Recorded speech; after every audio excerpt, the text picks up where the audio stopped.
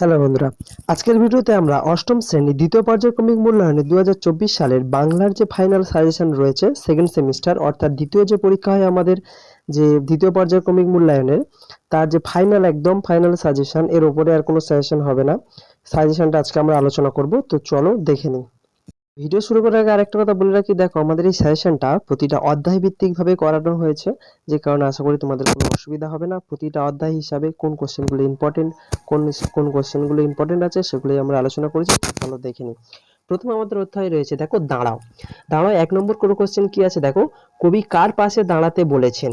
কবি বলেছে মানুষের পাশে দাঁড়াতে। দাঁড়াও কবিতায় রচয়িতা কে? শক্তি চট্টোপাধ্যায়। 3 নম্বর কোশ্চেন কি বলেছে, মানুষ বড় ড্যাশ তুমি তাহার পাশে এসে দাঁড়াও। মানুষ বড় একলা তুমি তাহার পাশে এসে দাঁড়াও। 4 নম্বর কোশ্চেন কি বলেছে, কবির মতে কে ফাঁদ পেতেছে? কবির মতে মানুষ ফাঁদ পেতেছে। এবার দেখো এই যে দাঁড়াও কবিতায়, এখানে দেখো এই দাঁড়াও কবিতায় যে 3 নম্বর কোশ্চেন রয়েছে যেগুলো ইম্পর্টেন্ট সেগুলো হচ্ছে 1 নম্বর হচ্ছে তিন মার্কসের কোশ্চেন এগুলো। 1 নম্বর হচ্ছে মানুষের কাছে মানুষ বড় কাঁদছে তুমি কিভাবে মানুষের পাশে দাঁড়াবে তা কবিতা অবলম্বনে লেখো। 2 নম্বর কোশ্চেন কি বলেছে, দাঁড়াও কবিতায় কবি কাদের পাশে দাঁড়াতে দাঁড়াতে বলেছে এবং কেন দাঁড়াতে বলেছেন? ঠিক আছে, তো দেখো এটা হচ্ছে দাঁড়াও কবিতার প্রশ্ন যেগুলো ইম্পর্টেন্ট। তো পরের অধ্যায়টা দেখে নিই। এরপরে রয়েছে দেখো ছন্নছাড়া। ছন্নছাড়া 1 নম্বর কোশ্চেন কি বলেছে, এগুলো মার্কস 1। ওরা কোন রাজ্যের বাসিন্দা? ওরা বিরাট এক নই রাজ্যের, এক নেই রাজ্যের বাসিন্দা। 2 নম্বর কোশ্চেন কি বলেছে, গলির মোড়ে একটা গাছ দাঁড়িয়ে, গাছ না গাছের ড্যাশ, গাছের প্রেতচ্ছায়া। কি বলে ওরা সমস্বরে চেঁচিয়ে উঠেছিল? প্রাণ আছে, এখনো প্রাণ আছে। পরের কোশ্চেন দেখো, ড্রাইভার বলল ওদিকে যাব না, কারণটা কি? এখানে কারণ বলেছে ওদিকে ছন্নছাড়া কয়েকটা বেকার ছোকরা রাস্তায় দাঁড়িয়ে আড্ডা দিচ্ছে। এবার দেখো 3 মার্কসের কোশ্চেন কি বলেছে, এটা হবে 3 মার্কসের কোশ্চেন। 1 নম্বর কোশ্চেন কি বলেছে দেখো, কারা কারা ওরা কবিতা অনুসারে তাদের পরিচয় দাও।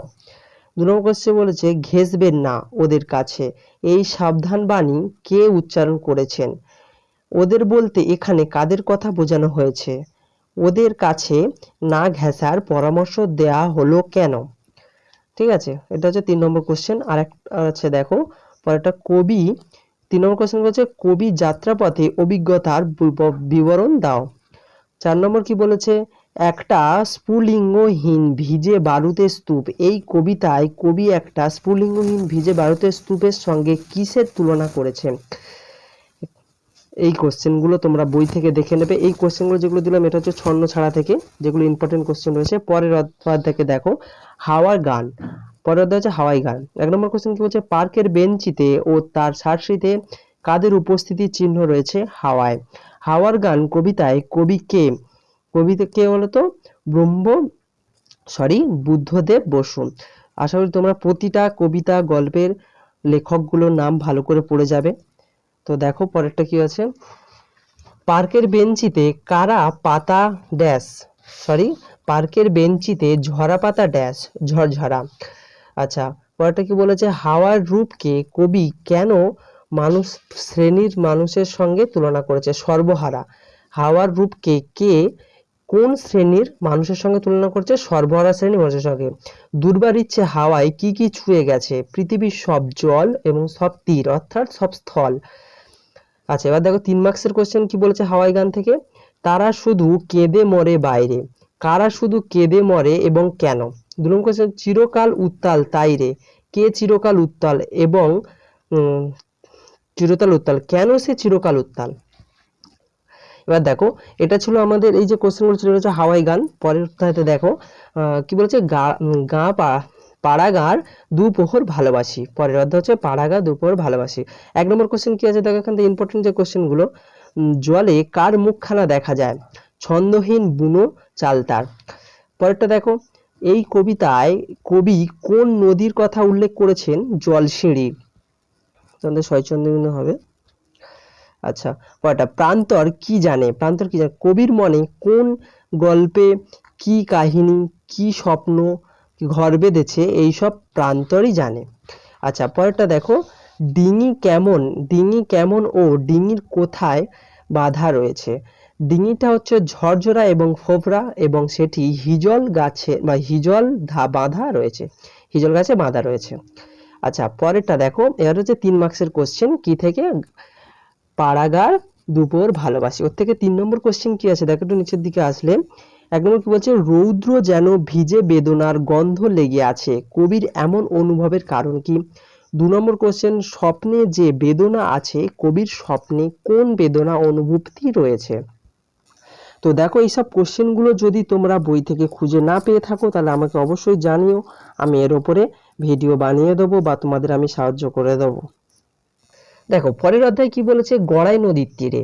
এখানে 1 নম্বর কোশ্চেন কি বলেছে দেখো, 1 নম্বর কোশ্চেন কি বলেছে দেখো, এখানে এখনো তাহারা বোঝেনি হেথায় ড্যাশ বাস করত, মানুষ বাস করত, বাড়িটিকে ভালোবাসে কারা, বেড়াতে এলে কিছুক্ষণ থেমে যায়, রঙিন মেঘেরা, মাচানের বারে কি আছে, সিম লতা আর লাউ, কুমড়োর ঝাড়, উঠানে কি কি শুকাচ্ছে, মটরের ডাল, মসুরের ডাল, কালিজিরা আর ধনে লঙ্কা মরিচ, এইসব উঠানে শুকাচ্ছে।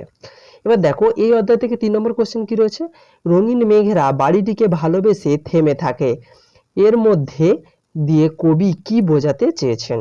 2 নম্বর কোশ্চেন কি বলেছে, ডাহুক মেয়েরা কারা, ডাহুক মেয়ে কারা, তারা কাদের নিয়ে আসে, তারা কিভাবে কথা বলে?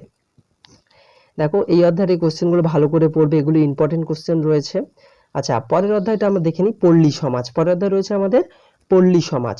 কত বিঘা মাঠ ডুবে গেছে, 100 বিঘা মাঠ ডুবে গেছে, চণ্ডী মণ্ডপে। আচ্ছা শোনো, এই কোশ্চেনটা এরকম ভাবে লিখবে না, যদি অপশন থাকে ঠিক আছে, না হলে এরকম কথাই লিখবে 100 বিঘা মাঠ। পরের কোশ্চেন দেখো, চণ্ডী মণ্ডপে কার কাছে বসে রমেশ জমিদার হিসাবপত্র দেখছিল? গোপাল সরকারের কাছে বসে জমিদারি হিসাবপত্র দেখছিল। কোথায়? চণ্ডী মণ্ডপে। তুমি অত্যন্তহীন এবং নীচ, এই কথাটি কে কাকে বলেছিল? রমেশ রমাকে বলেছিল। রমা আকবরের কোথায় পাহারা দেওয়ার কথা বলে পাঠিয়েছিল? বাঁধ পাহারা দেওয়ার জন্য পাঠিয়েছিল।